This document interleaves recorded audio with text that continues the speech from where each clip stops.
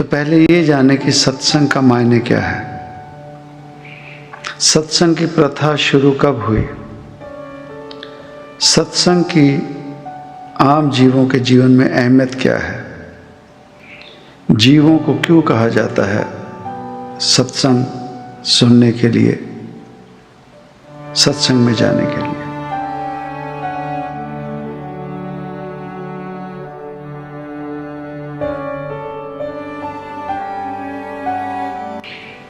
गुरबाणी। तू प्रभदाता दान मत पूरा, हम थारे भिखारी जियो। इन पंक्तियों के जरिए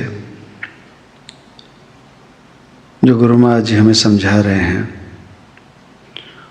उन्होंने बात की उस रब की, उस ओंकार की जो संपूर्ण है, सर्वकला। इस सृष्टि में, इस दुनिया में जो भी कला हम देखते हैं, जो भी गुण हम देखते हैं, वो जो संपूर्ण है उन कलाओं में, वो अकाल पुरख ओंकार, वो रब। और हम जैसे जीव और कुछ नहीं, उस रब के घर के भिखारी हैं। उस घर के समक्ष हम हाथ फैलाकर खड़े हैं। ये क्यों है, ऐसा क्यों है, ये जानने के लिए पहले ये जानना पड़ेगा कि जब बात की जाती है कि सत्संग, तो पहले ये जाने कि सत्संग का मायने क्या है। सत्संग की प्रथा शुरू कब हुई, सत्संग की आम जीवों के जीवन में अहमियत क्या है, जीवों को क्यों कहा जाता है सत्संग सुनने के लिए, सत्संग में जाने के लिए। सतयुग से, जब से सृष्टि बनी है, ये जो धार्मिक स्थल हैं, जिन्हें हम धार्मिक स्थल कहते हैं, जहाँ कोई ना कोई धर्म का नाम लेकर रब की बात की जाए, पहले ये धार्मिक स्थल कोई नहीं थे।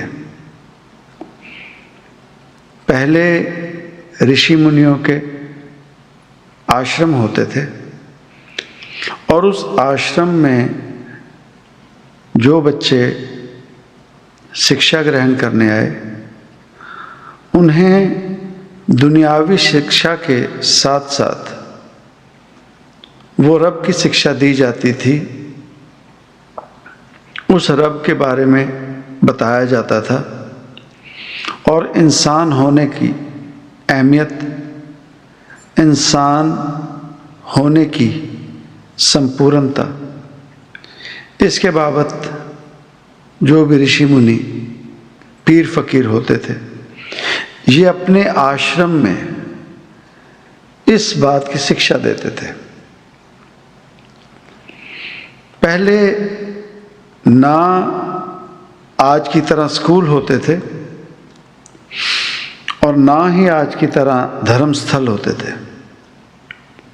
पहले नहीं होते थे। पहले सिर्फ और सिर्फ वो जो ऋषि मुनि होते थे, वो सिर्फ और सिर्फ सत्संग करते थे, और उस सत्संग में किसी व्यक्ति विशेष की बात नहीं की जाती थी कि वो रब है या उस व्यक्ति विशेष को पूजा जाए, ऐसा नहीं होता था। यही कहा जाता था कि रब है, उसे प्राप्ति करने के लिए सुमिरन करो, उसकी प्राप्ति के लिए सुमिरन करो, और वही सुमिरन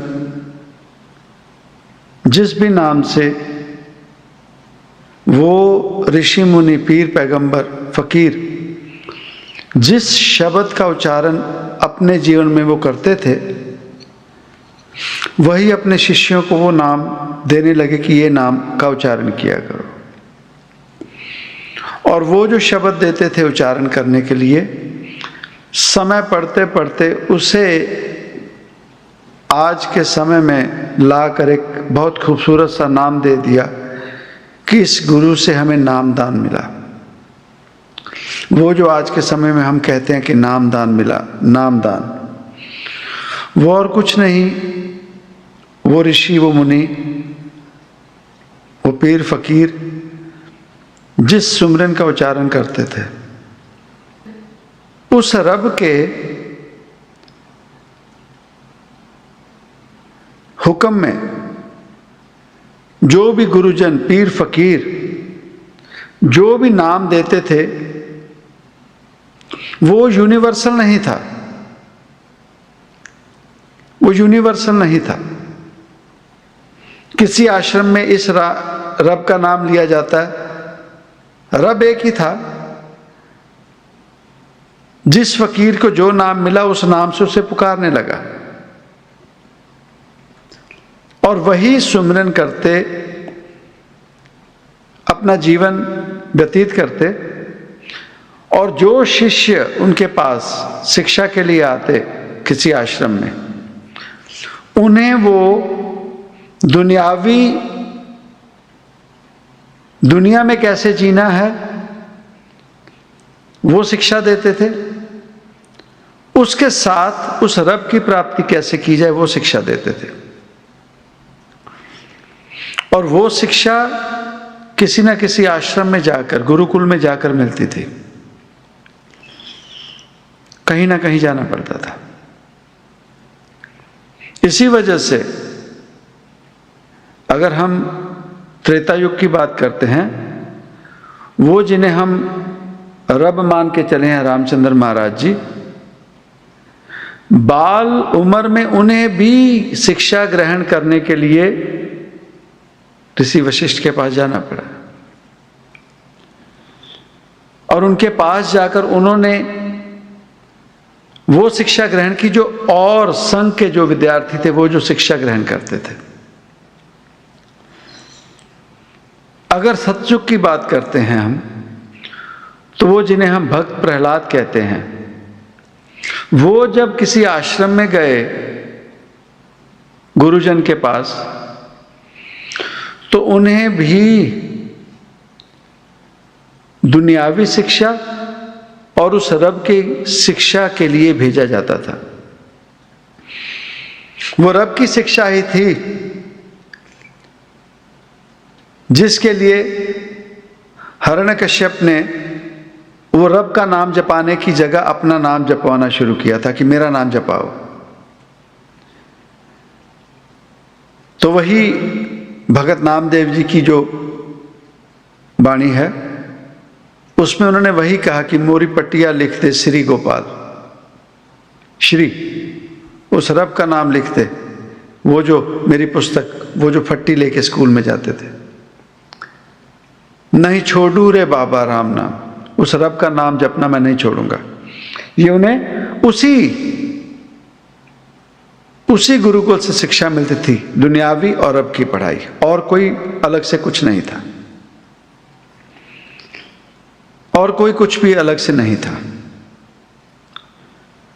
तो जब रामचंद्र महाराज जी भी वनवास भी मिला उन्हें, तो वो भी जब वनवास जंगल कहीं भी जाते थे, तो जब जिया जंत उनको कोई मिलते थे तो वो उन्हें ऐसा क्या बताते थे। वहां उस समय मीडिया तो था नहीं, आगे तक खबर कैसे जाती थी?